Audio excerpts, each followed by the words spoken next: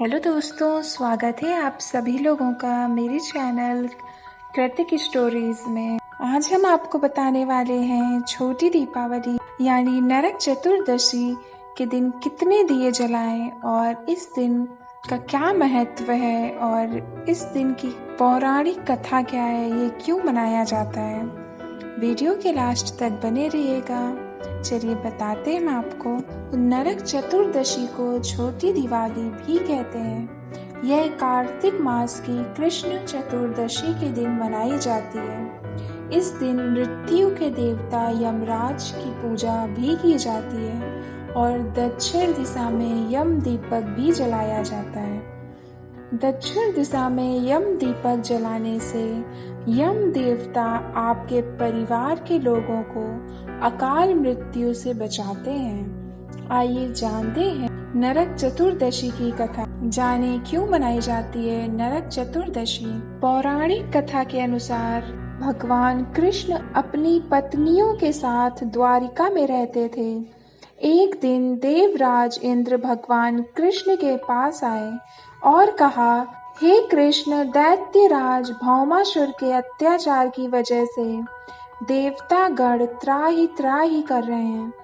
भौमासुर को ही नरकासुर कहा जाता है। क्रूर भौमासुर ने वरुण का छत्र, अदिति के कुंडल और देवताओं से मणि छीन ली है और वह तीनों लोकों का राजा बन गया है।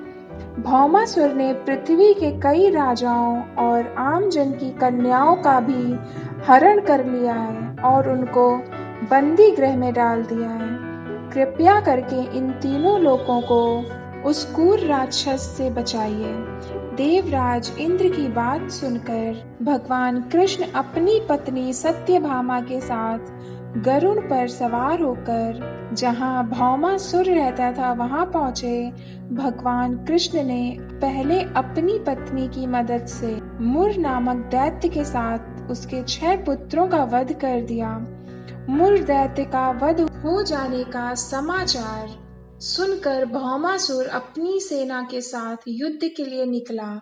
भौमासुर को शाप था कि वह स्त्री के हाथों मारा जाएगा, इसलिए भगवान कृष्ण ने पत्नी सत्यभामा को सारथी बनाया और युद्ध के अंत में सत्यभामा की मदद से भौमासुर का अंत कर दिया। इसके बाद भौमासुर के पुत्र भगदत्त को अभय का वरदान देकर प्राग ज्योतिष का राजा बना दिया। भगवान कृष्ण ने जिस दिन भौमासुर का वध किया था उस दिन कार्तिक मास के कृष्ण पक्ष की चतुर्दशी तिथि थी, इसलिए इस तिथि को नरक चतुर्दशी के नाम से जाना जाता है। इस दिन भगवान कृष्ण ने न सिर्फ नरकासुर का वध किया बल्कि उसकी कैद से लगभग 16,000 महिलाओं को मुक्त भी करवाया था। इसी खुशी के कारण उस दिन दीपक जलाए गए और चारों तरफ दीपदान भी किया गया। नरकासुर की मृत्यु के बाद भगवान श्री कृष्ण के शरीर पर पड़े रक्त के छींटे को साफ करने के लिए उन्होंने स्वयं तेल से स्नान किया।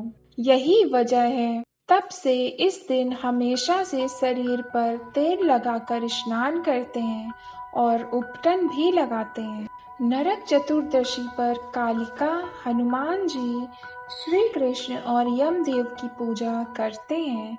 नरक चतुर्दशी पर कितने दीपक जलाते हैं, चलिए ये जानते हैं। नरक चतुर्दशी के दिन 14 दीपक जलाने की परंपरा है। पहला दिया रात में सोते वक्त यम का दिया, जो पुराना होता है और जिसमें सरसों का तेल डालकर उसे घर से बाहर दक्षिण की ओर मुख कर कूड़े के ढेर के पास रखा जाता है। दूसरा दिया किसी सुनसान देवालय में रखा जाता है, जो कि घी का दिया होता है। इसे जलाने से कर्ज से मुक्ति मिलती है। तीसरा दिया माता लक्ष्मी के समक्ष जलाते हैं। चौथा दिया माता तुलसी के समक्ष जलाते हैं। पांचवा दिया घर के दरवाजे के बाहर जलाते हैं। छठा दिया पीपल के पेड़ के नीचे जलाते हैं। सातवां दिया किसी मंदिर में जलाकर रखते हैं।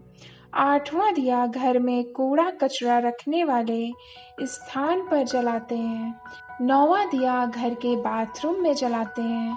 10वां दिया घर की छत की मुंडेर पर जलाते हैं। 11वां दिया घर की छत पर जलाते हैं।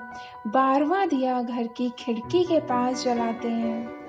13वां दिया घर की सीढ़ियों पर जलाते हैं या बरामदे में।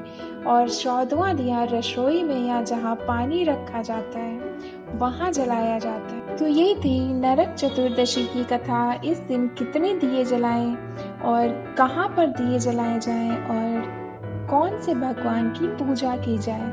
अगर वीडियो अच्छा लगा हो, जानकारी अच्छी लगी हो तो प्लीज़ वीडियो को लाइक और शेयर कीजिए। मेरे चैनल को सब्सक्राइब कीजिए ताकि आप ऐसे वीडियोस आगे भी देख सकें। आपसे फिर मिलते हैं नेक्स्ट वीडियो में। तब तक के लिए धन्यवाद। जय हिंद।